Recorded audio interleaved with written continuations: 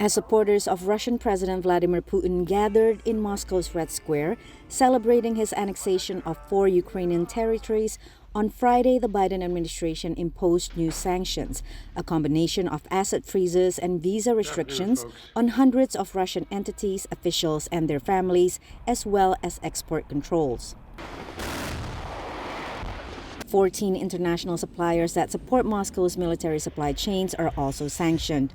The goal is to reduce the Russian military's capacity to regenerate, said National Security Advisor Jake Sullivan. To undermine Russia's major sectors in technology, in industry, and of course in defense, so that its capacity to project power, threaten and coerce its neighbors, and wage wars of aggression is reduced over time. We want to send a clear message to the rest of the world that those companies, those individuals, and those countries that are going to stand beside Russia on this issue of illegal annexation, they will subject themselves to sanctions.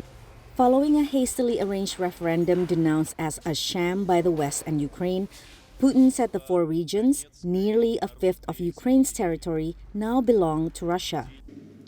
People living in the Luhansk, Donetsk, Kherson, and Zaporizhia regions are becoming our citizens forever. Donetsk and Luhansk are home to 2 Russian-backed breakaway republics where fighting has continued since 2014. Zaporizhia and Kherson have been occupied since shortly after the Russian invasion began in February. On Friday, an attack on a civilian convoy near Zaporizhia killed at least 25 people.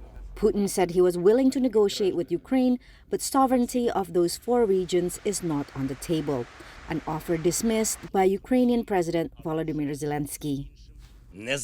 He does not know what dignity and honesty are. Therefore, we are ready for a dialogue with Russia, but with another president of Russia.